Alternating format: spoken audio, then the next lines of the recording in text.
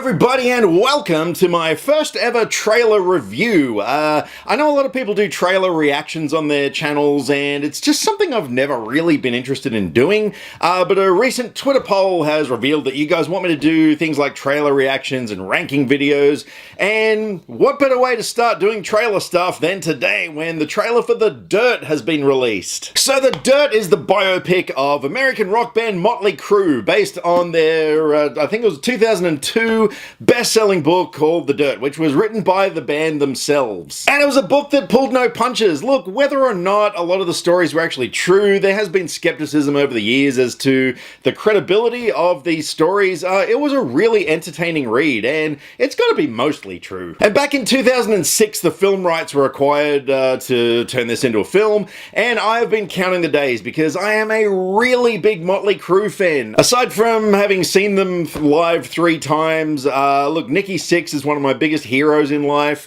not just in music, but just in his philosophies, photography, all sorts of stuff. I've been following this band for 30 years this year, so yeah, I have been really looking forward to this thing. Now, I know a lot of people, when they do trailer reactions, they film themselves watching the trailer, and look, I don't really want to do that. I don't want to bore you guys for almost 3 minutes of me sitting here like...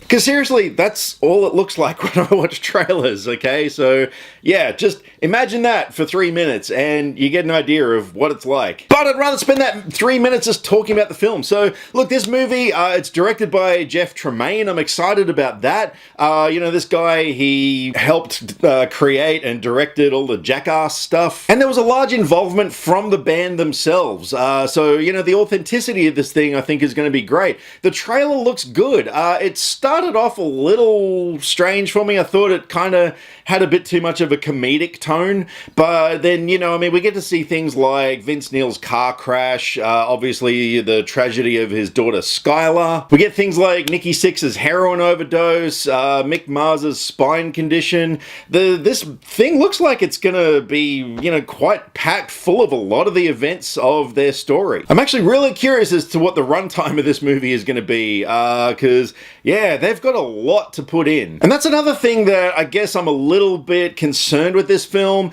is that I hope it's not just going to sort of jump from one scene to the next. I hope that there is going to be some fluidity, you know, through it. I hope that all those different scenes are going to flow from one to the other. And I gotta say, I'm really trying hard to get on board with the casting in this film. Look, maybe it's because these band members are so iconic, but it's just weird, you know, seeing other people playing them. I'm sure once I'm watching the film, yeah, it's gonna be fine, but yeah, so for this film we got Douglas Booth playing Nikki Sixx, who himself is a British actor. We got Machine Gun Kelly playing Tommy Lee, who has been drawing a lot of criticism because, you know, they've got a rapper playing a rocker, but who cares if he puts on a good performance? Whatevs. Iwan Rheon from Game of Thrones, aka Ramsay Bolton. We got him as Mick Mars, and I gotta say, he probably, to me, looks the most accurate out of all of them. And Australia's own Daniel Webber is playing Vince Neil in this. But